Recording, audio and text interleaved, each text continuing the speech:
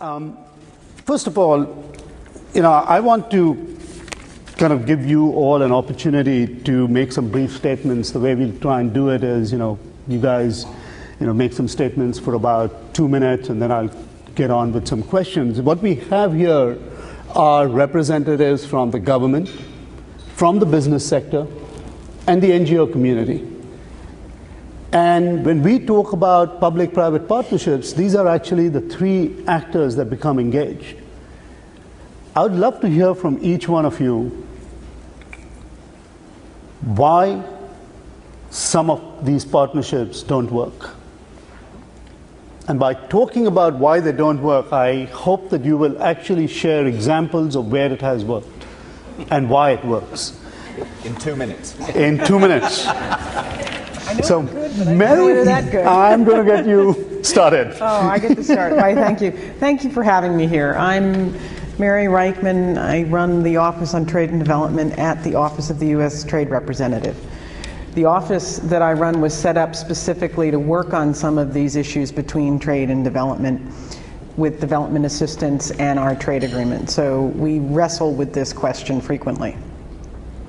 I'd like to sort of pose some questions that have come up. As you know, the President has asked for a study to be done of development policy, and USTR is part of that. Our office staffs Ambassador Kirk on that issue. We also work on trade capacity building with our preference programs like AGOA or the CAFTA in Central America, our trade agreement in Central America. So we're struggling with this question. USTR sits on the board of the MCC. We come at it from a different point of view. We're not focused as much on this, your corporate social responsibility side of your governments, your companies.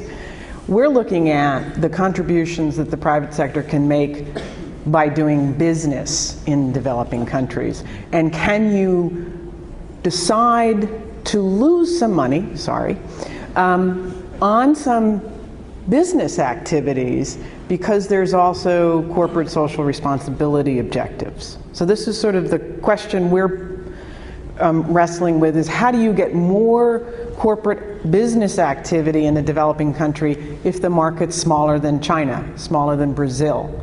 It's a question in Central America. We come at development from the angle of, yes, you can have clean water. I knew I'd get to water. Have clean water, have terrific health programs, new democracies. However, if you don't create jobs, your democracies are probably going to disappear quickly. If you don't create jobs, your governments are not going to have the money to have revenue to support the wonderful water programs, education programs, and health programs that we've set up with our foreign assistance. So from our point of view, we need economic activity, we need business activity, we need to create jobs. And I've seen a trend, and I'm almost a broken record in the administration on this, development assistance and economic growth area, creating jobs, is declining over the last 15 or 20 years. Health services, yes, we provide the services of health care. We provide the services of clean water. But to generate job creation, it's hard discussion. So I'm looking to you, where can we turn to the private sector to have a conversation? How do you exploit the opportunities under AGOA? How do we make it work better for sub-Saharan Africa? Get them out of textiles. They can't continue to compete with Cambodia and Bangladesh on textiles. So how do we mirror that with the food security initiative so we make it work in the private sector? How do we make the agreements in Central America work? They're small economies. Look what's happened with Nicaragua and Honduras right now. We need to make that economic growth work. That's where I'm coming from. Those are some of the challenges that we're wrestling with. How do you marry the corporate social responsibility side with the business side of companies, make use of economic opportunities? So that's a terrific segue to David, representing manpower and creating jobs and the opportunity. But let me rephrase one of the things that you actually talked about, where the businesses are willing to lose money to invest in social development related causes.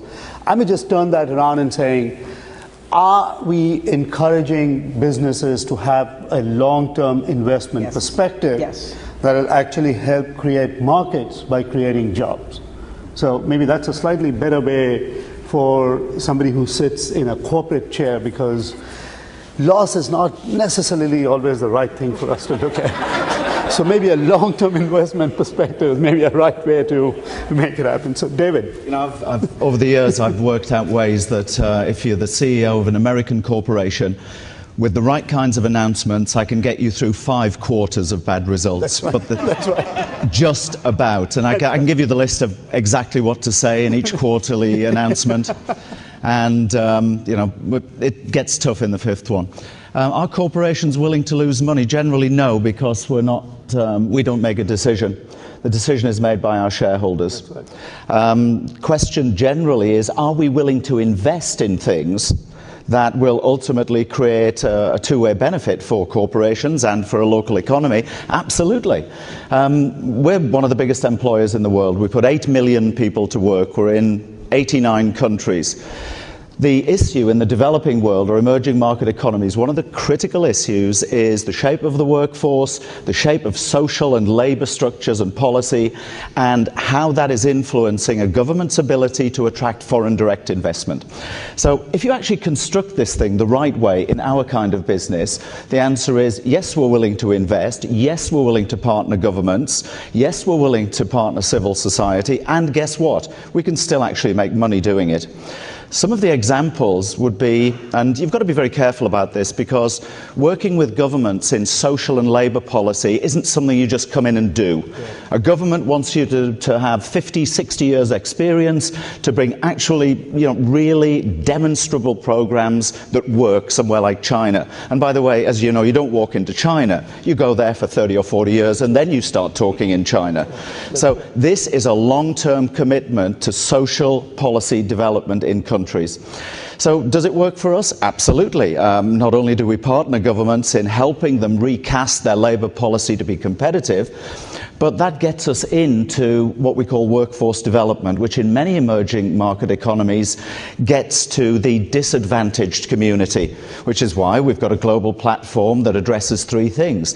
Refugees, how the hell do we get 35 million refugees either expatriated, trained or in a job? Secondly, abused labour migrants, one country to another, which is a huge community of abuse in the world. And the third one would be to stop human trafficking. And all of those 3 things are linked together in the area of workforce development. So we work on all of those with international agencies. Private corporations can do something very unique today, because governments and international organizations are listening to us. I'll give you one tiny example, then I'll shut up and say I still think it's worth investing in this as a corporation. One of the areas we've worked strongly in is in the United Arab Emirates and the Gulf States. It is one of the worst transshipment of abused worker locations in the world. Right now, outside of Dubai City, there are probably 12,000 unemployed or underemployed migrant workers from the subcontinent, as you know. The Dubai government don't see it as their responsibility. It's the responsibility of the construction company that unfortunately just went bankrupt. So they're sitting in the desert. They have no identification because the agents in the subcontinent take away their passports and their ID, so they can't get home in any way. What do we do about a community like that? Well, the way to do it is to go to a government and say, this really isn't to your benefit, Sheikh Maktoum, because you need a labour and an employment brand for the future of Dubai and the United Arab Emirates to attract talented people to help you grow this transition economy. So we work on stuff like that. We managed to get 3 of the Gulf states and the United Arab Emirates recently to outlaw the confiscation of passports and ID cards. Now that's an example of how we can do the right thing, we can do good business, and we can encourage government to do the right thing for the labour structure and the social structure. So in short, yes, absolutely, we can do exactly what you said.